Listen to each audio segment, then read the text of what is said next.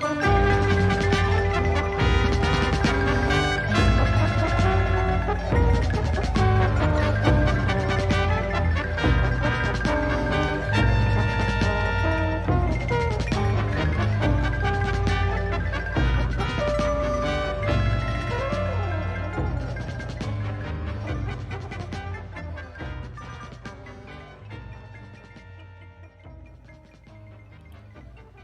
everybody. Welcome to the Trash Mix podcast. This is what is this episode, Joey? Episode 4. Episode 4. Episode 4. Oh, man, I can't believe we're already on episode 4. That's so weird. Crazy, right? People are loving it, man. They're tuning in. Doing the first one, you know. It was a sweaty summer day. Sweaty summer day. And now it's a cool mid-fall kind of weather. But today it's a special episode because not only are we with Joey here, of course. Yes, sir. We have a special guest, and this guy is actually in charge of Joey, sort of. he's my boss. I call him Jefe for a reason, Jefe, you know. So it's none other than Alfonso Carrillo of Rendezvous. Say hello, Alfonso. Hello, everybody, and thank you guys for having me. Yeah, thanks for having us. And what are we going to talk about today, Joey? So today I figured we would do an episode on a cult figure in Mexican cinema. People know him for a couple of his movies that are kind of crazy, but we're only going to break down 2 today. And he is none other than Juan Lopez Moctezuma. And what's the episode title? The title is going to be Juan Lopez Moctezuma, Lost and Found. Yeah, there's a reason why we call it that, too. Very nice. It's going to be awesome. So, Lost and Found. So, one movie is found, but there's lost material. And the other movie is supposedly lost, but, I mean, if it's lost, how come we saw it? Exactly. I think a good way to put it is that this is Moctezuma's magnum opus and his swan song, right? Yeah, it's like his farewell, the one that we're going to first talk about. And then the other one is like the opener of his career, basically. Yeah, so let's just get right into it. Armando, who was Juan Lopez Moctezuma? He was a Mexican filmmaker. He was a Mexican filmmaker from the 70s and part of the 80s, right, I believe? I believe so. Yeah. And then he had like a mental breakdown during the 90s, right? Based on the movie that we watched, that's from the 90s. I would say that's a pretty accurate description. I know. Yeah. I was wondering. But then it makes sense. Acting? Yeah, it makes sense stuff because it's like his earlier movies were really fucking crazy. You got Mansion of Madness, which is about crazy people. Yeah, that's a banger and too. Then what was the other one? Bloody Mary? Mary, Mary, Bloody Mary. I actually never seen that one, but I know people have told me it's pretty fucking wild. That's the only of his that I haven't seen. Me I don't know if you've seen it, either. Fonz. You haven't seen it, yeah. Honestly, I haven't seen the other one too. To Kill a Stranger, right? To Kill a Stranger. That I don't know if that's a Canadian release, but it plays like a kind of a stale giallo, like a thriller serial killer type of movie. It's okay. Probably out of the 4 that I've seen of his, probably my least favorite, I would say. Okay. Yeah, crazy films, crazy guy. And then he's very famous, though, for one of the movies that we're going to talk about, which is Alucarda. Woo-woo. Everybody knows that movie. Your grandma knows that movie. My art teacher knows that movie. That's everyone. I feel like that's everyone's like, hey, have you seen Alucarda? Everyone's like poker like, chip right there. They're all in on that one. Yeah. But there's a reason why. I mean, it's really good. We'll break it down in a moment. But for now, we're actually going to break down with Alimento Del Miedo, which is from 1994, I believe. Yeah, 1994. Yeah, 94, yeah. And it's supposedly considered lost. If you go to YouTube and you type it in, there's these videos where they're like, what happened to Alimento Del Miedo? the lost Juan, Moctezuma film. And then you're just like, okay. And you watch it, it's just some bullshit that they made up.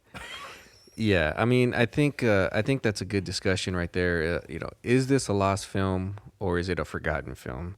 I think I would put it in the latter. I think it's just a forgotten film, probably unreleased film. Unreleased for sure. That's probably the better term. It's not a lost film because obviously we've all seen it. Right. Yeah. So let's go into it a little bit. Alimento del Miedo, which translates to the food of fear. As Armando said, released in 1994. That's 1 year before Moctezuma's death, right? Yeah. And it stars Isaura Espinosa, who people would know from Ratas en la Ciudad, Pedro Navaja in Playa Prohibida, which we kind of talked about a little bit in the our guest episode. And then the little boy in the movie, Alan Fernando, he actually comes out in Herencia Diabólica. Oh, is he really? Yeah, the Killer Clown Doll movie. Oh shit! Yeah, so I didn't know that. Oh, he's in that. Yeah, he's in the Alan Fernando. Yeah. Yeah. He was all great. Yeah. Oh yeah. Yeah, He was a really good, he was phenomenal really good actor as a I'm child surprised for he never sure. started more. Yeah. It also stars none other than Juan Lopez Moctezuma as the lead, as Don Ramon, and it also stars Salvador Sanchez, who's in Canoa and El Infierno, which is another cult classic Mexican film. And one of the things that I noticed in the title cards was Pedro Infante Jr. Oh my god! And did you catch that He's too? barely in the movie though. So he's barely in the movie, and the whole credited. the whole time I was like, "Where the fuck? How is Pedro Infante Jr. in this movie? It makes no sense." And then he shows up at the end. We'll talk about that a little bit later. But when I was searching online, because while I was watching this, I was like, "Where is this guy?" I was googling like Pedro Infante Jr., Alimento Del Miedo. Nothing. It's not even on the IMDb credits. Oh, wow. I could not find anything that he was actually in this. On the letterbox, right? I think. He's not even on the Oh, letterbox. not even on the letterbox. No, literally nowhere it says that he's in this movie except for the title cards. Okay. That totally caught me off guard when I saw him in it, and she introduces him because he plays himself. Yeah, exactly. In the movie, and I was like, really? Like, how did Moctezuma arrange for that? Who knows? They probably didn't even tell him that what this movie was about. Yeah, he's probably just like, hey, can you sing for us for a little bit? I mean, that's kind of what he is, Right. I did find it funny that his dad shows up on a T-shirt too. If you know, everyone on a fucking tie-dye T-shirt, no less. But basically, Alimento del Miedo is a movie that's loosely, or not loosely, but I guess loosely based on a real story of a lady who killed her husband and used his flesh for tamales to sell on the streets in that Mexico actually sounds City. like a good working plot for a movie. And I guess one that's way what to was, get rid of the body, right? Yeah, I guess so. The story goes is that her husband was abusive to her and her kids. Right. She got tired of it, beat him upside the head with a baseball bat, killed him, and didn't know what to do with his body. So she just decided, fuck it, I'm gonna chop it up into little pieces of meat and cook it up, and we'll put it in some tamales. I mean, that's the circle of life. I mean, you gotta eat, right? Oh my goodness. But anyways, yeah. So it's loosely based on that, and I say loosely because this movie is incoherent as fuck. Yeah. Oh my goodness. It took me 4 times to understand it, honestly. Yeah. That's why the first time when I first watched it, when I first got a copy of it, I'm like, what the fuck am I watching? The first 40, 50 minutes, I would say, are just make no sense to me. No sense, yeah. It's hard to follow because I feel like there's no real structure to the movie in that time span. I kept thinking, hey, this has to be a work print. Like, there's no way that this is like an actual completed film. From my understanding, it's not complete. Like, some footage was shot, and then maybe the rest wasn't shot, I believe. I don't remember exactly the details, but I know it's definitely not a complete film per se. Yeah. So even then, it's unreleased, incomplete. There's probably a reason why it's not out, Yeah, I would say and just the way it starts off too, with the credits spray painted on graffiti, pretty right, tight, on the walls and cinder block and cement and everything, and then that music. Yeah, the music was actually really good in this. I thought. Music it was pretty really weird, great, but it's good. Yeah. I'm always listening to okay, that's cool visuals, but let's listen to the music, right? So for those who don't know, Fonz is the creator of Rendezvous, the crew here. So, well, yeah, he listens to the music very closely. Yeah, and I would say as long as I've known you prefer the more soundscapes over, right? Like that's your thing. You love the soundscapes and stuff like that, right? Yeah, instead of the catchy tunes. Yeah, exactly. I love the sound design and just the weird kind of. And this soundtrack was very, very avant-garde. Oh, absolutely. It had there's one scene where there's a French chanson playing with this crazy piano up behind it and these staccato strings, and then but the beginning of the movie totally gave me, I don't know if you guys thought of this, Santa Sangre vibes. because of the Yeah. circus theme and like the music. Yeah, and then the main all character that being like a stuff. performer. So Right. That was So, kind of one of my notes. another great soundtrack. Santa Sangre. Like one of the notes that I took away from this was that for those who don't know, Moctezuma kind of got into films through Jodorowsky, but this almost feels like the closest to a Jodorowsky movie that anyone can get because Yeah. it's so Yeah. It's just incoherent so and makes no incoherent. sense. It tries to be artistic in the cheapest ways possible. Yeah. Yeah. It's like like you said, it's like a traveling I guess circus of gypsies. I don't even know what you would consider them, right? Right, just on yeah. the streets And like the performing. little boy is like has his face painted throughout most of Pretty the much the whole He's movie, just dressed like a yeah. skeleton, basically. Yeah. Right. Señoras y señores, damas y caballeros, ladies and gentlemen, mesdames et messieurs, ha llegado a Barrio Viejo el Circo Fantasticus, un circo que cuenta con artistas que harían palidecer de envidia a ese gran soñador que es Federico Fellini, seguramente conocido de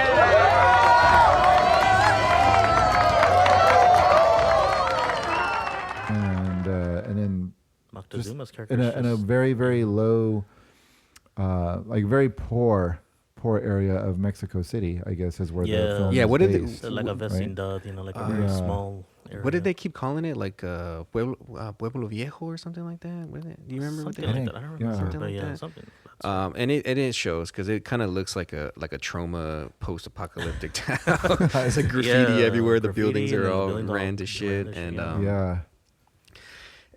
shit, Yeah. so he basically plays like a showman, and it shows throughout the entire movie because I'm sure you guys remember this. There's a scene in this where I don't even know who this guy was. What was it? What the hell was his name? Chiquelada? Chiculada. Yeah, this Chiquelada. random dude shows up, and he brings him to his house, and he's like, I was an actor, and then he goes meta. He's like, I was in this movie Alucarda. Oh, And that was Yeah. his primo. Yeah. Was it his primo? He kept calling him his primo. I His don't know if it primo. I was don't just know. like Or maybe the like way an we expression vernacular or or something. something. I don't know. Like, Something like that. primo, They were este es close, mi obviously. primo. Yeah. Yeah. They were close. Yeah, and I caught that word. Right? And then Yeah. at the very beginning, I when the wife is Petra is talking to Don Ramon in the room, and you see the Alucarda poster in the background. I'm Yeah, like, he starts shit, showing I had him to pause it. I'm pictures. like, he's put the Alucarda poster in the Yeah. background. He even That's put up great. was it the Mansion of Madness poster too was on there. Yeah, did he? and then he Okay. kept referencing the director, Rafael Villaseñor Curi, like, oh, that was my friend. And sure enough, in real life, they were friends. you know? Yeah, but then Yeah. that scene where he's like, I was in a movie called Alucarda and Mansion of Madness. The director was such Yeah. a great guy. Yeah, Yeah. That was pretty cool. Ahora te voy a presumir yo a ti, porque no creas que yo he estado de huevón aquí. Yo también he hecho cosas Es importantes. mi primo el artista. He hecho cosas importantes. Mira, por ejemplo, para que veas que las cosas van corriendo. Estuve en la película Alucarda y la mansión de la locura de un director totalmente chiflado, pero chifladazo, chifladazo. Y también después en el Judicial 1, el Judicial 2 y en Los Hermanos Machorro. ¿En qué papel haces ahí? Bueno, en ninguna de ellas era un papel estelar, para ser sincero.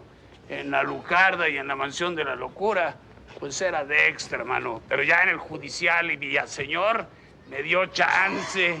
Y entonces tuve un beat de acción, cabrón, un beat de acción. ¿Qué dijiste? ¡Oh, ta, ta, ta! Se murió. Pero además soy pintor, carajo. Yeah, it was cool. And he goes meta, and I think it kind of proves the point of who he was as a guy, right? He kind of was a showman at heart. Yeah, showman at heart, and then a like, street performer. Talks about Charlie Chaplin, how great of an actor he was. and he gets very, very defensive of his career, especially when Petra is like, "Well, you're just a clown. You're out there Yeah. on the street," and he's like, "I'm an actor. I'm not a clown. I'm an actor." You know, Yeah. he gets. It's interesting Yeah. you say that because it's like, was this his movie to express himself? Like, hey, I'm not really crazy. I'm just an entertainer. That's what. you know? Yeah, that's what I was telling Joey. So like, there's maybe when a you little guys were saying theme he there. had That's this probably what he was trying to kind of do. breakdown, Yeah. like almost hard to see. Like, is he really acting here? Or is I don't think he was after that. yeah, like, especially I like the drunk scenes. Like, man, I'm pretty sure he was drunk. Yeah. Yeah, Because no, the whole for movie sure. he's drunk, and it's Yeah. like, no, he's not acting. I mean, if he's acting, then they should have gave him an Academy Award because I mean, Yeah. he's pretty spot on for how a drunk guy would act, Exactly, and yeah. in every single situation that Yeah. he's in, that he's having conversations. there's always And then I kept thinking, and I kept thinking, I kept thinking, maybe I need to get drunk to understand this movie more. Yeah, because so it is weird because the first half is, like we said, there's this guy, he's street performing, and then the cops show up and fucking blast one of the street performers for getting the little kid high. Oh yeah. Vas a ver que con un toque se te van a olvidar todos tus problemas. ¿Y qué es eso? Es otro pedo. Vas a ver que me lo vas a agradecer. Vas a sentir que vuelas. Vas a ver, te va a gustar. Pero yo no quiero volar. No tengas miedo, ahorita te va a gustar, vas a ver. No, no me gusta. Órale, entra. No quiero. Te va a gustar. Vas a llegar hasta allá arriba. No quiero llegar hasta allá arriba. Ay, güey. ¡Párate! ¿A dónde vas, cabrón? Yo no hice nada. Por favor, no me mates, Jesucristo. Yo no hice nada. ¿Quién te la pasó, hijo de la chingada? Pues Zoila. ¿Cuál Zoila? La puta del barrio viejo. Pero no me mates. Yeah, he's he's like, like, hey, like we'll get you up into the sky, I don't want to go up into the sky. and then the cops show up and fucking blast Dude, the this cops fool. just show up. Dude. They're some just, weird shit. And they're like, they don't like, whatever, cabron.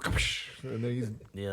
like instant justice, man. Yeah, like no questions asked. He just fucking blasted him, and then it cuts to a scene of Don Ramon's neighbors just having sex, like just, and then they get raided, and Yeah. like what was the point of her getting raided?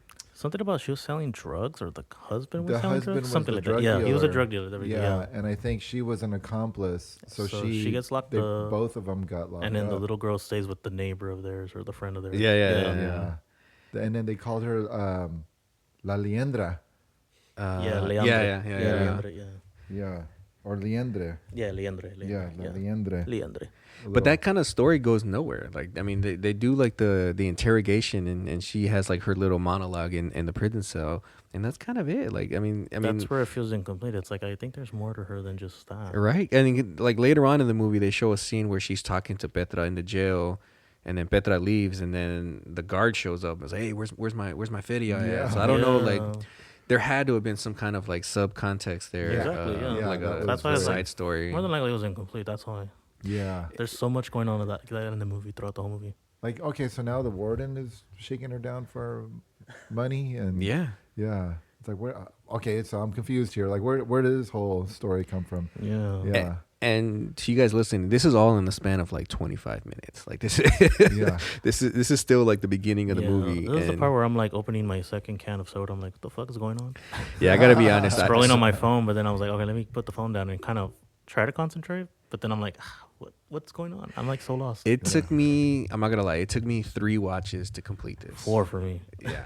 I don't know if you watched it in one go. No, probably like, I think maybe like 4, I would say at least 4. Yeah. So Alfonso's notebook was full. Yeah.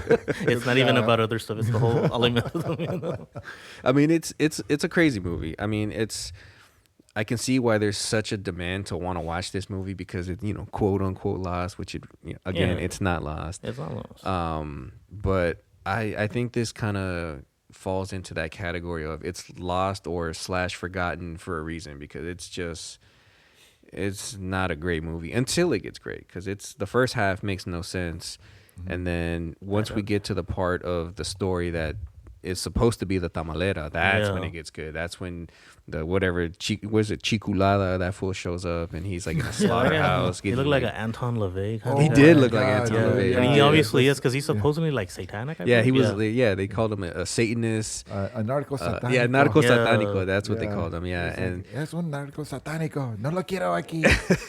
And then that's when you start seeing more of Moctezuma's old school visuals. You start seeing a bunch of crazy people walking around, blood is all over the place. Yeah, there's like a scene at the slaughterhouse. That which slaughterhouse Vegans scene, beware. It's a hard watch. Oh yeah, I forgot. I can say that because I'm Joey's probably vegan, so I can say that.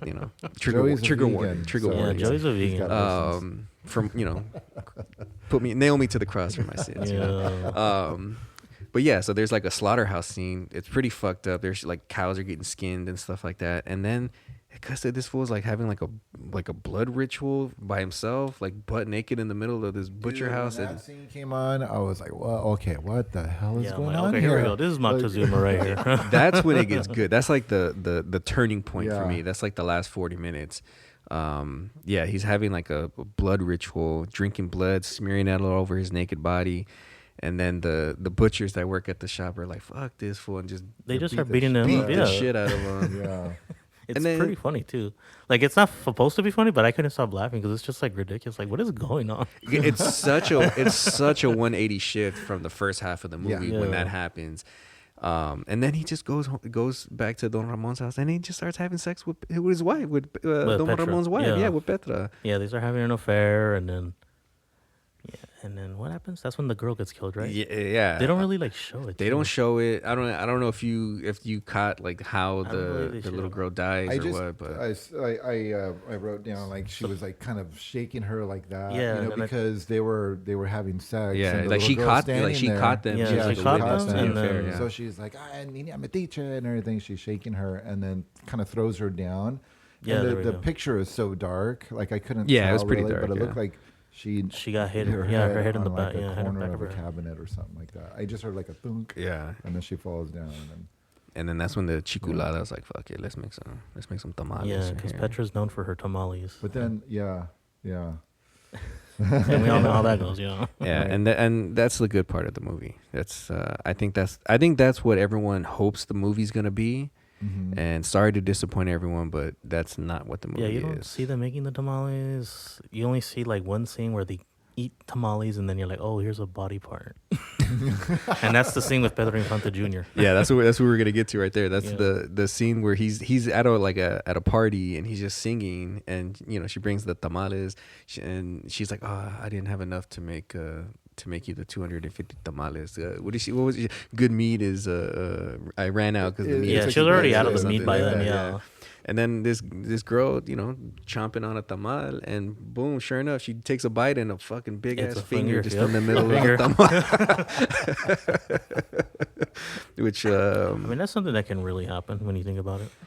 I mean, it's I'm sure it's happened before. believable. Yeah, I mean, I'm sure there's worse things to put in a tamal, but I think that's a pretty plausible idea that someone is killing fools and using them to make tamales. I would say. Fuck, man, I really want some tamales. I was just thinking about that the other day. I was like, I really want some tamales. Are you a tamal? I gotta be honest. I'm not really into tamales. Only during the holidays. Yeah, no, me neither. I'm not like. Me, just during the holidays, not every year, but I mean the whole year. But yeah, during the holidays, I'm like, fuck, tamales sound good.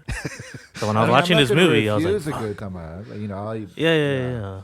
Yeah, I don't but know. It's nothing that I'll go to a place and Yeah. Order, like, tamales. It's You know, for me, it's just more of a Mango holiday. cena or Yeah. Once something. it's like Christmas time, it's like okay, I kind of am down for some tamales. But Yeah. throughout the whole year, nah. I'm not even into that, honestly. Like, I just, for some reason, like, I guess growing up, going to Mexico, the tamales that my grandma and whoever they used to buy it from were so fucking good. And then you eat them here, and no disrespect to my mom, but her tamales just don't light a candle to the tamales that we were eating, in the little pueblitos there. But She's I don't know, gonna just- get offended when she hears this. She's gonna be like, "Fuck, She's- am I gonna have to kill kids She to make doesn't good even. tamales?" She doesn't even know this podcast exists, bro. She's never gonna hear this. Someone's gonna tell her and be like, "Wow, okay." Joey's talking. You're gonna see like clothing of children on the floor and blood. No, I'm just joking. And one thing I did notice that this was kind of one of the notes that I wrote down that I wanted to emphasize was, I think, and Armando, you probably know better, but I think this is his only movie shot in Spanish, right? Because Alucarda was dubbed in Spanish. It was shot in English. And So dubbed. when you think about it, yeah, because everything was always English. Mansion of Madness was English, I Yeah, it's believe, but it English, got yeah. dubbed in Spanish. I Dubbed, do yeah. remember that, but And then To Kill a Stranger is I believe is Canadian. I'm yeah, sure it's someone's Canadian gonna co-production. Right. Yeah. email us, tell us how stupid I am for not yeah, knowing. good but- call right there. Yeah, because I didn't realize it until right now. Actually, yeah. Which is kind of crazy to think, because he got his start in the mid 70s, so it took him 20 years to shoot a movie in his native tongue. Yeah. I wonder. I don't know what the decision was to do it that way, but I guess just because of the production, I would say. Because when you look at the production, it's very low budget. Yeah. It's just in the fucking streets. Yeah. You know. Or So, maybe yeah. just because of, hoping to hit it mainstream. And maybe by the time this movie came around, he was just like, oh, fuck it. I'm going to. And it's in the 90s. So that's 90s is what they call the decline of the cinema. So, low budget. there wasn't really a market. Yeah, there was no market. No international market wanted to Yeah, touch yeah. that probably. And I'm Yeah. sure it wouldn't have done well anyway. Sorry, but this movie's not that good. It's really not.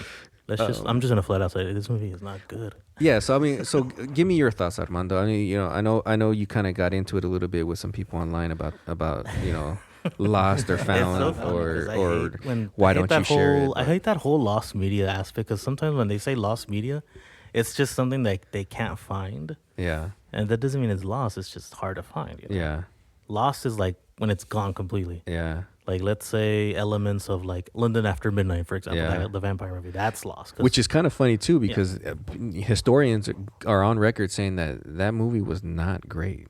Like, that was another thing. like Too. That's what's funny too. it's it's so historic because of the image of Lon Chaney, but it's like the movie itself was not good, Yeah. which I find funny because I don't know if you've seen the little composite that they made of London After Midnight with all the steals, Oh, and they yeah. just kind of made it I like heard about that, yeah. like a stop motion movie. But yeah, I lost film. No, this is Yeah, not it's a not a lost lost film. It's just unreleased. It's unreleased and, And maybe unfinished. not Unfinished finished for sure, yeah. and maybe for a good reason because it's just not good.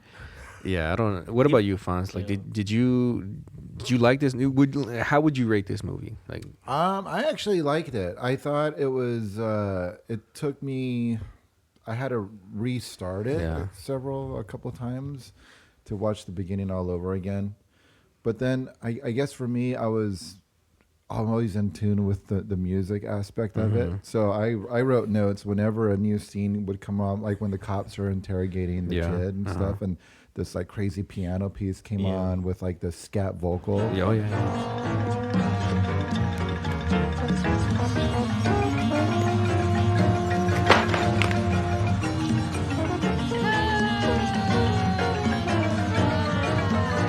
¡Dame la pistola, cabrón! ¡No te la voy a dar! ¡Dime qué le hiciste a la liendre! ¡Dime dónde está, te disparo! ¡Dámela, hijo de tu chingada madre! ¡Basta, cabrón! ¿Qué le hiciste a la liendre o te mato! Dámela. No estés jugando, cabrón. No estoy jugando. ¡Dime dónde está la liendre o te mato! ¡No, Pepito! ¡No! ¡No! ¡No! ¡Deja! And I wrote like, "Oh, this is cool." So just to touch base, Alfonso, when he says he's writing, he actually did write it in a notebook. He didn't type it in our notepad on his phone. He actually wrote it. Pen to paper. Yeah, He's I from think the old This school. one is 9 pages long. Damn. But That's why I thought it was a book. About those are his notes. I wrote a lot of incoherent notes because I didn't know what the hell was going on. But Yeah. I was excited to watch it. So I mean, you guys were as well, of course. But I was like, I'm gonna like take some copious notes on this. Yeah. And Yeah. I think I just I didn't start that way. I just sat down to kind of watch it, and then first time I think I fell asleep 15 minutes into it. Uh-huh. Yeah, I think that was me too. And then when I was like, okay, we're going to be talking about this in a couple weeks, I better buckle down, and so I know what I'm talking about. That's when I started kind of writing everything down and kind of seeing what I've seen, and just for my own memory. But I enjoyed it. I thought it was, once I knew the story, like you said, halfway through the movie when the whole tamal thing comes around, and I knew like, oh, that's what's happening. Then like, but yeah, it's definitely not going to be a Criterion release. Yeah. It's no Alucarda for sure. That's what I was going to say. Yeah. It's no Alucarda. It's no Mansion of Madness. Because Mansion of Madness is probably my favorite one, actually. See, and I haven't seen that one in forever. Yeah, I need to revisit that one. that's fucking definitely worth the but revisit. it's really fucking good, though. Yeah. Yeah, That's probably my favorite I, of all. I mean, Alucarda is cool, but me personally, Mansion of Madness. This one's like, we don't have to. You don't have to watch that one. Me personally, it's like you don't have to watch it. I mean, open the floodgates, If you get prepare because people if you are ever gonna get a ask for it. copy, maybe okay, go for it. Yeah, watch it, but you're not gonna like it. You're gonna be like, what the fuck? That's it. So here's a question that I Yeah. wanted to bring up because I have strong opinions about this, and I've kind of gotten shit talk too about this, but how do you feel about gatekeeping this movie? Like, what, Armando, you start first. Like, do you think this is a movie that should be gatekept, or what are your thoughts? I mean, whoever has the rights to just put them out, get it over with. I feel like maybe the reason why they're withholding it is just because it's so incomplete, and it's like, do people want to watch it? It's like, if people want to watch it, just put it out. Yeah. And then let people think what they want, you know, or say what they want, because either way, people are going to hate it or love it. So, you know, there's no reason to gatekeep. I mean, me personally, I'm not gatekeeping. Like, people think I'm gatekeeping it because I have a copy, but it's like, I just don't want, you know, any legal problems for my sake, you know? Yeah, that's absolutely. why. Well, I people feel think like I'm being like mean or something, but it's like, no, it's like, I just don't want to get in trouble. I don't want this shit getting back to me, you know? Yeah. I don't want some cheap lawyer from Mexico hitting me up who never got his degree in law. This is me calling out a lawyer that I know, but yeah. But, you know, I just don't want no problem, so that's why. So just No, to that's note smart. that, yeah. That's smart. That's why, Yeah. you know. And of course, you guys saw it because I shared it with you Yeah, guys, and I yeah, trust yeah. you guys. And then they deleted it from what I heard. Yeah. Oh yeah. I totally deleted it. it's good. Alfonso Right deleted away. it. It's officially a Off lost the film road. because I deleted it from my hard drive. It wiped off from the hard Wink. drive. What about you, Fonz? What do you think about gatekeeping? Like, do you think this is a movie that should be gatekept, or do you think gatekeeping is, I don't know. I guess I don't know how to articulate myself here. But do you think gatekeeping is like a good thing or a bad thing in terms of movies like this that are not necessarily lost but Right. forgotten, and probably I don't know how many people have access to this movie, but definitely not many Not people have many. seen this. Yeah. No, it's one of those things. Like Armando was saying, I agree with him that if it's something that the director, the filmmakers wanted people to watch, I think, like he said, yeah, let's people enjoy it, make up their own mind about it, and see what they think, and formulate their own opinions. But you know, if it's something that's incomplete, you know, he died a year after the movie was made. Yeah. So I don't know if he was like Even happy with this. He'd be right? happy Yeah. with it, you know. Like, no, that's not how I wanted the movie to start or whatever, or the ending of it. So, you know, I kind of side with the wishes of the filmmaker. But as a fan, you know, of course, you know, I want to see it. Let You it know, I'd out. love to- And it's a farewell. Like, when on my review on my website, I put down, it feels like a farewell of his, you know. Like, this is me saying goodbye to you all. You know, this is my story. Yeah. I'm not Yeah. crazy. You know, I just like entertaining people, which is the theme of this movie. Right. So He this feels like a farewell. Like, when I was watching, I'm like, this feels Yeah. like a farewell, because there's so many nods to his older movies too. So it's like, this is his farewell. And then sure enough, yeah, he died like a year after it was made. So it's Yeah. like, people need to see, you know, should see his farewell, even though it's not good. Like me, I didn't like it, but people should still see it. It's like, hey, you know, this is my farewell, you know. Yeah. I'm sure he would want people to see it. I'm sure he definitely wants people to see it. I think I've gotten into arguments about gatekeeping. I do think gatekeeping is kind of a necessary evil. Not to say that haha, fuck you guys can't watch it. I got it, but Right. That's not how I am. People think I'm like that, but that's not me. I just think, you know, movies like this, like, I don't know, it's like you're walking a fine line. Like, people should go out and kind of do their own research about it, right? You know, you go find a copy of it. Like, I don't want to be the one that's, like Armando said, spreading this out and getting in trouble for spreading it out. Like, I do think people are gonna fall into the hype of this movie. I think their expectation for this movie is probably way higher than what this movie delivers. Yeah, people think this is going to be the next Alucarda or something, but it's like, no, it's It not. is drastically. It is. Yeah. Apples and oranges. Yeah, exactly. Nothing like Alucarda at all, or anything that, you know. I haven't seen his the Mary Mary Bloody Mary or anything like that, but totally different. Yeah, Like I said, this one kind of gave me the Santa Sangre kind of vibes, and like we were saying, I don't know I think it was off air, but very Jodorowsky, very surreal, type imagery, and the whole thing with and the slaughterhouse with the dude, you know, kneeling down naked, drinking blood. I'm like, oh my god, that's something Jodorowsky would have put in one of his movies. For sure. Yeah. But yeah. Okay, well, I think that's a good, you know, end point to to Alimento del Miedo. People probably aren't going to get the chance to watch this, so I don't feel too bad about spoiling certain things about it. The next one, we're going to try not to spoil it because we have a special event going on around this movie. So me and Fonz are going to talk a little bit about Alucarda. Obviously, this is probably his most famous movie, I would say. Most well-known movie. His most well-known Probably movie. one of the most iconic Mexican horror films ever made. So yeah, let's kind of go through it. We're not going to spoil it, but we'll discuss it a little bit here. One thing I saw on the Mondo Macabro DVD on the bonus features. Every time on the special features it said 1975, but online it also says 1977. So I'm assuming, Armando, that this is kind of the same thing as usual, is made in 75 but released in 77. Yeah, and like I said, it's always the case because of censorship, and more than likely that's what it was because of the religious aspect and then it's so violent. So it probably took them a while to rate this, first of all, to watch the movie and then to rate it or even consider it. Yeah. And at that time the government was pretty fucking weird at the time, so they were being very strict about what they want out, what they want the Mexican people to see. Yeah. So more than likely that was the case, and then 2 years later that's when it came out. Yeah. So okay, so I guess we'll call it 77 just for the sake of saying that's when it was widely released. 70, that's not too far anyways. Okay, so Alucarda, 1977. It stars Tina Romero, who I don't know if she had many more credits outside of Alucarda, but it also stars Susana Camini, who was a frequent Moctezuma collaborator. Claudio Brook, who many people would know that worked with Del Toro. Arturo Ripstein, another guy. I think he did some with Buñuel too.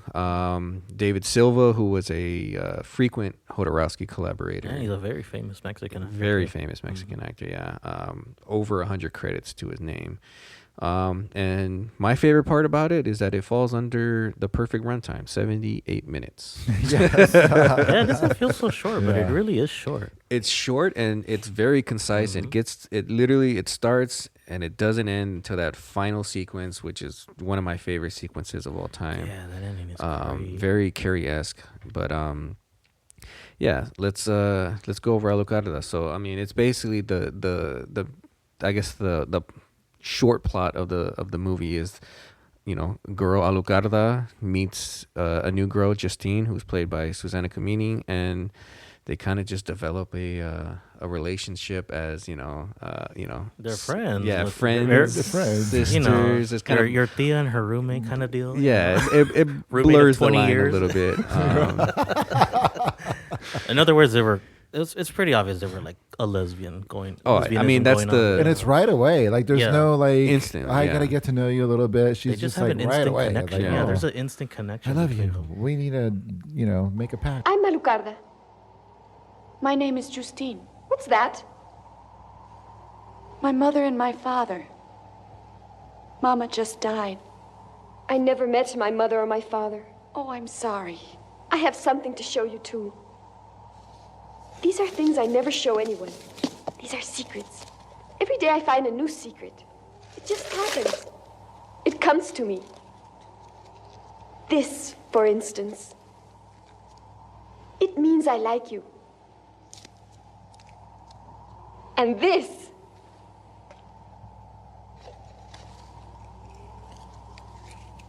Do you know how small creatures love each other? No. I'll show you. I'll take you to the garden, to the woods.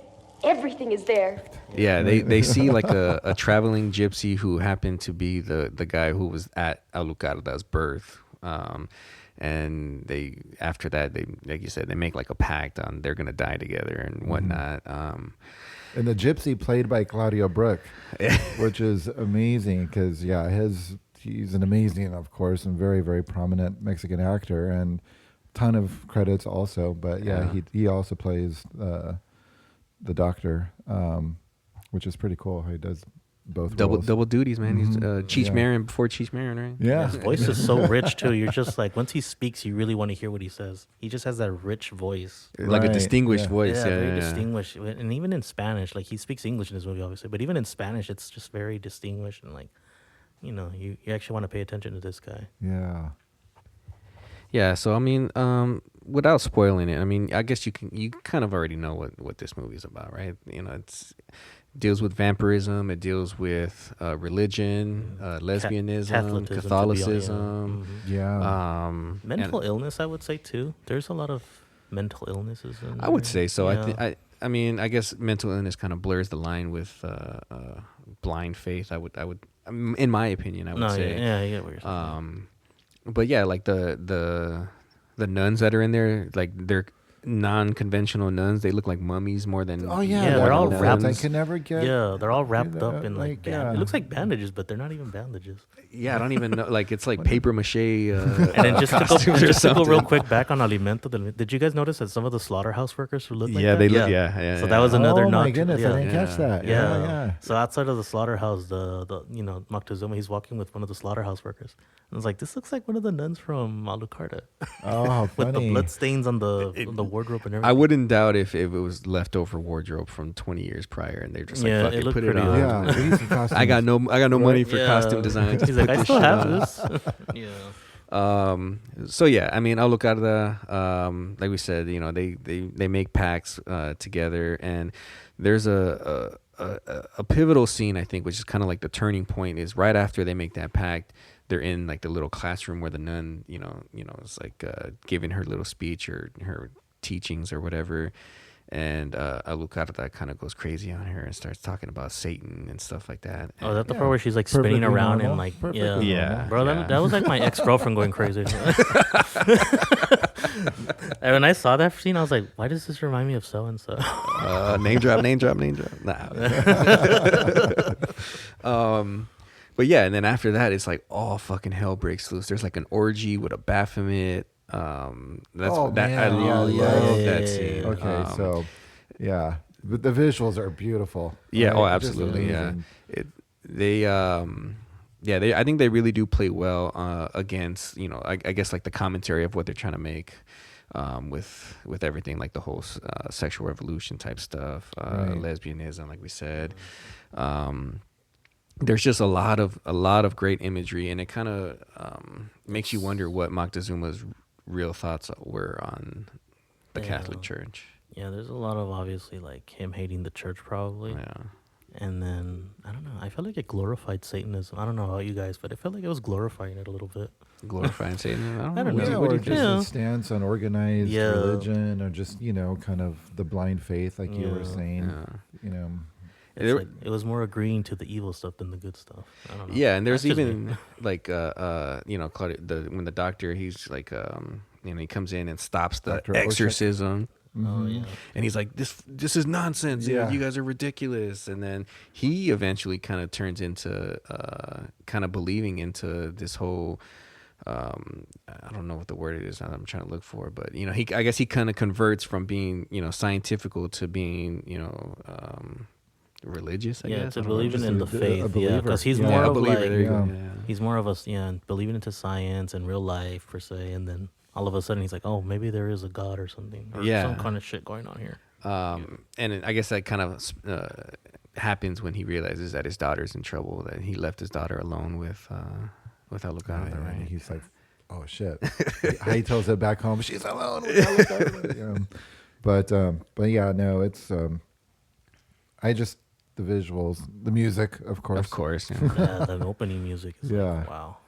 It's pretty sweet.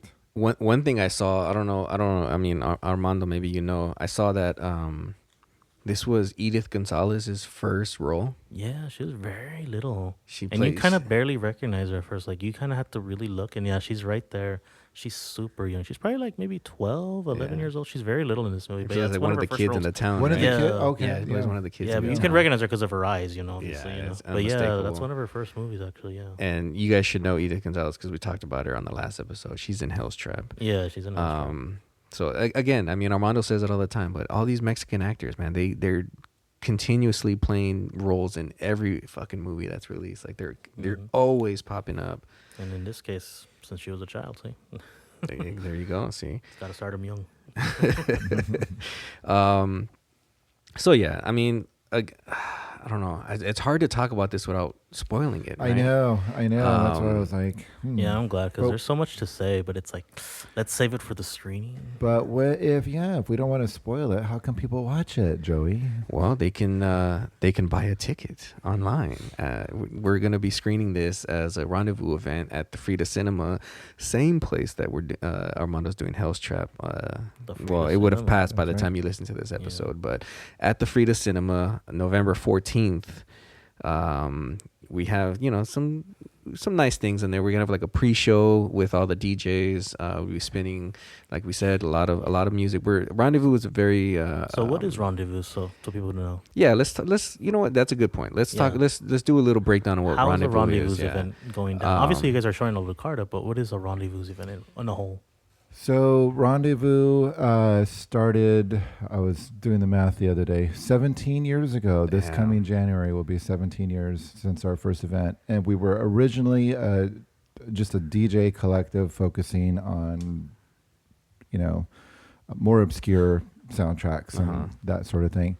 And then shortly after we started, we brought the movie element into it just to get people to our bar earlier. And we're like, how about if we screen a movie beforehand and then we crack the brews and get some drinks going. The movie's over, and then the DJs start up, and that's when the real night starts. So that's how it originally started. And throughout the years, we've added more DJs to our collective, and our movie screenings have become legit in the sense that we now get the rights for the movie instead of just screening them bootleg style. Sometimes you gotta do that though once in a while. Right, exactly. I mean, you gotta stay punk rock every now and then. Yeah, that's what I'm saying. Yeah, but.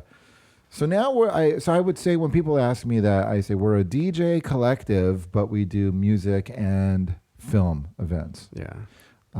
So unlike, a normal movie where you just go to the movie and you watch the movie and you leave, this one at a Rendezvous event, you get there a little early and you listen. We have turntables set up. We're playing all vinyl records, most of them original pressings.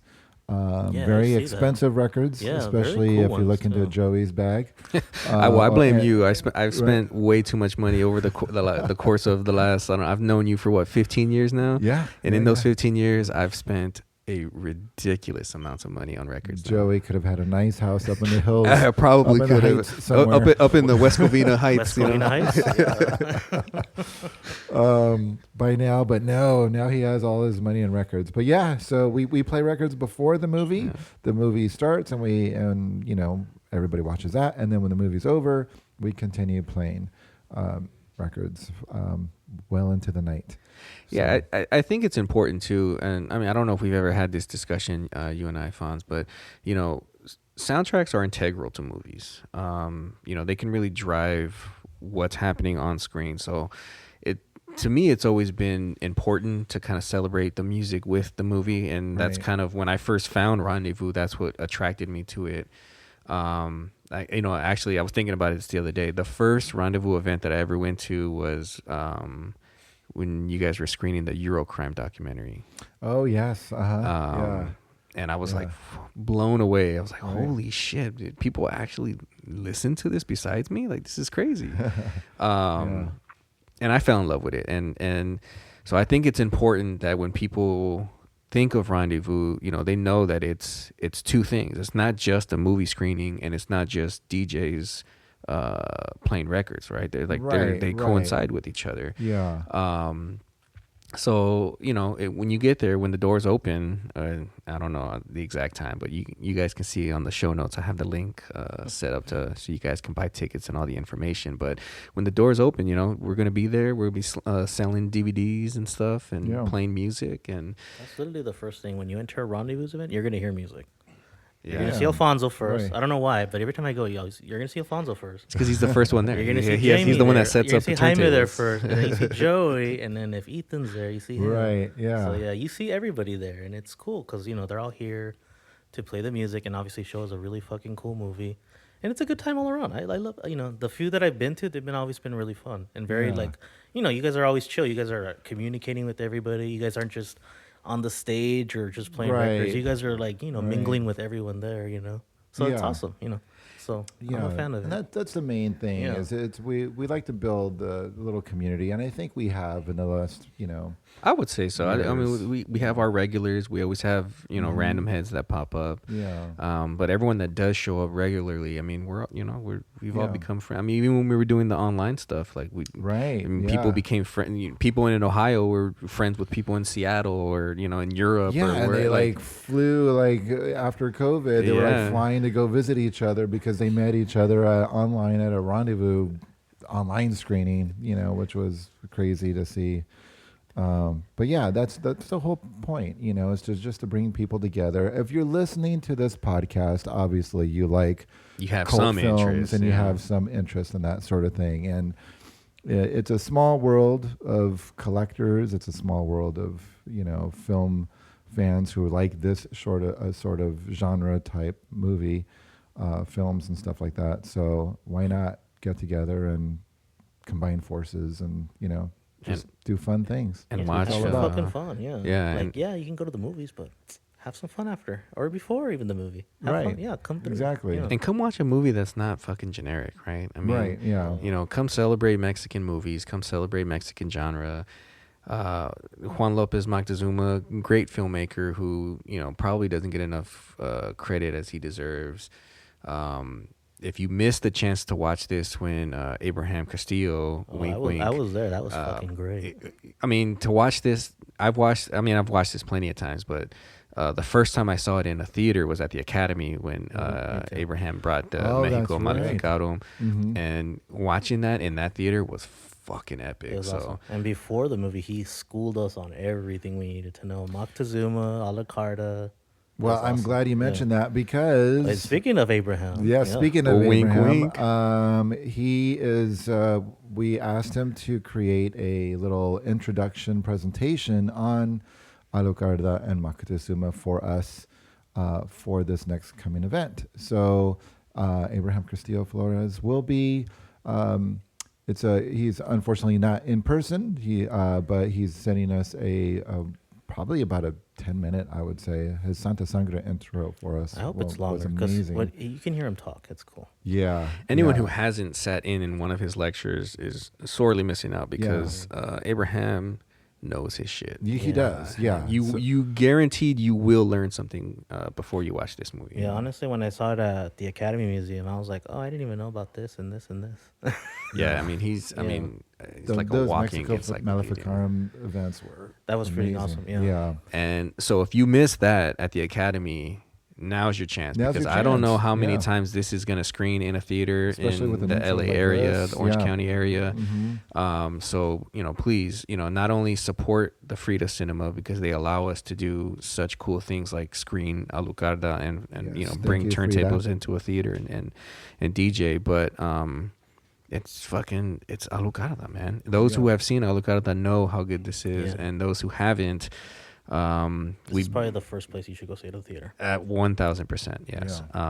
So please look at the show notes. Get the tickets. link is going to be there, so you guys can buy tickets. I actually bought one earlier today, so I'll be there. Shit. We've sold one ticket, guys. We've sold one ticket. Yes. All right. So with that, yes, please buy a ticket. Come show up, say hi. Make some new friends, and enjoy what Moctezuma thought would be a lovely Thursday night screening. Yes. It'll be very a exactly. Moctezuma theme night. Yeah. If we all love Alucarda, we're kind of a little crazy, I think. Yeah, I would agree. So. I think so. agree. Right. Well, not Alfonso. Alfonso's a scholar. He's the one that's watching us crazies. Yeah, if you'll listen to You'll be Alfonso's laugh because crazy. you'll hear it in the back of the theater for sure. Yeah, which is kind of like the rendezvous trademark, right? What's that? We're always sitting in the back, laughing, having a good time, Oh and my everyone God. else is in the front Where watching the were we movie. the other day? I think it was. Oh, we were at Beyond Fest, and we were getting shushed by a fellow. Yeah, we're at Terrifier. Yeah, and we were being shushed. How dare you talk I over a think, fucking yeah. chainsaw slicing some know. guy's ass? You guys open? got I shushed need at to a hear- Terrifier screening? We What? did. It's just yeah. it's high art, man. It's high art. But yeah, so yeah, that's our thing. We're always in the back of the bar or the theater or whatever, and hollering and laughing and talking. That's the whole point. Talking shit. You're having a good time watching a Exactly. movie. Yeah. Yeah. So, Alfonso, where can people find you online? I know we didn't say it during the intro, but you guys may know him because he does the after hours at the Severin Films podcast. So you guys might be familiar with Alfonso already, but those who are not, where can they find you personally, your DJ page, and then plug the Rendezvous page? Right. So it's very easy on Instagram. It's at DJ Alfonso, and With also an on F. Instagram. What was that? With an F. With an F, yes, and with an S. Some people spell it with a Z. Yeah, that's weird. Z-O, Zo. So. So yeah, and then the Rendezvous is rendezvous_LA. So Google Rendezvous if you don't know how to spell it. It's a little tricky. It's French. I honestly still have to do that. I'll be like, did I spell it right? And then I'll look. Don't forget the myself. underscore between rendezvous_LA. That's where they can find us, and we'll have a link for the tickets for the Frida event on our Rendezvous LA Instagram What day page. is it on again? I forgot. It's Thursday, November 14th. November 14th. That's a Thursday night, which I personally love Thursday nights because you still have your weekend ahead of you. And I mean, let's be honest, who's working hard on Friday anyway? Yeah, everyone's checked out. Right? Exactly. So it's a kind of the first day of the weekend, in my opinion. That's a work night for me, but I'm still gonna Yeah. come. I'm excited. I mean, Like, when I mean, aside from To see Hellstrap, Alucarda on a we're gonna see a big Mexican screen. horror movie Yeah. on the big screen. Yeah. Come on, gotta go. Yeah. You don't need to see Terrifier 3 again. Don't say that out loud, man. You might, people are Terrifier freaks, man. I know one 'cause I'm staring one in the face right now. I know. There's one there right here.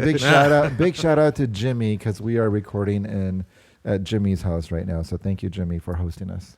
Where does Jaime. Jimmy live again? West Covina Heights, right? West Covina Heights, yeah. It's the nice part of West Covina. As always, you can find me on Instagram as Cheddar Brown, and of course Armando. You should know. If you don't know what Armando's Instagram is, how do you know did about you find this this podcast? I always podcast? look, like I said it before. People be like, "You have Instagram? You have a podcast now? You have a blog?" I'll be like, "Yeah. What do you think I've been doing all this time?" You gotta like actively not search to not know this. It's just funny because I get that. But stuff. now I It's see so what you were weird. saying earlier about the whole gatekeeping thing. It's like, guys, come on, don't be lazy. Yeah, Like, you do a little research. That's Do all a I'm little asking. legwork, That's right? all Make I'm some asking. emails, send some emails out, make some phone calls. And I'm sure I'll get some hate mail for being a pro gatekeeping. But guys, please just do a little bit of research. Yeah. Just pretend like you care enough to try to Right. find something. That's all I'm asking for. It's If you always find fun, it, too. let's have a discussion about it. Don't email us at trashmaxpodcast@gmail asking for this file. Yeah. Email us cool stuff, suggestions or fan love, whatever. Yeah, don't I know. mean, ask questions, but don't ask Don't ask for for links and free copies of movies and stuff. That's not fun, and it's not fun. kind of defeats the purpose of being It I makes don't me know, being uncomfortable. part I of get this. like anxious, and then I just get like panic attack. No, I'm just joking. And yeah, so this will be the end of episode 4, and look out because eventually we will have another episode with the rest of the Rendezvous crew, and that's gonna be a special episode. Wait, we're gonna have everybody, right? Yeah, we're Oh, gonna try to hell get yeah. everybody. No, That's all right, kind of why we haven't done it yet, but we're gonna try to get everyone, and that's gonna be a really special episode. Yeah. So please look out for that. We got other episodes coming up in the mix. Yeah, keep listening. Please rate, subscribe, comment. The whole shebang, the that's rigmarole what I was of gonna say. podcasting. Yeah, if you guys really like the podcast, give us a rating, comment, whatever. That way we feel like we're doing something. I mean, obviously we get downloads and everything, but Yeah. but do let us know. It makes it Yeah. feel like we're doing something constructive, right? Yeah. But if we're on episode 4, I think we're doing pretty good. I've been enjoying the podcast. I gotta say, you Thank guys you. have been It's been like you guys have a- been killing it. We've been So, experimenting thank you with for what we having want to me. do and so forth, and we've been on a pretty good road so far. Yeah. Who knows Just- what lies just- ahead? Yeah, who knows? I mean, it's not a monthly episode structure, not a weekly episode structure. When inspiration comes, we'll get them out. And So far, it's been monthly, though. Honestly, it has been monthly. It's been weird but though. I 'cause say I I say that it won't I know, be, but then it it has feels been. like it's not though. At the same time, like it's already almost November, and we Yeah. started what, August? August. Yeah, Yeah, it's so weird. Time flies. When you're having a good time flies. So with that, everyone, we'll let you be. Hope you guys enjoyed the episode. Please rate, subscribe, comment, everything. And Thanks come watch Alucarda. Try to find Alimento Del Miedo. I know you won't, but try anyways. And we'll see you guys for episode 5. What's going to be episode 5? I'm just You'll hear the trailer now. Próximamente estrenaremos. ¿Qué no estás arrepentida de haber dejado todo en Nueva York para venir aquí? Si yo lo dejé en el cuarto del bebé.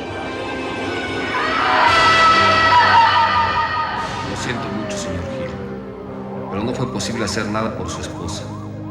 Pero salvamos a su hijo. Papito, ¿Sí? mi payasito y yo hemos jugado todo el día. ¿Sacaste el payasito de Roy del closet de mi recámara? No, señora, yo no. En este momento te vas a la cama y este payaso se queda conmigo hasta mañana.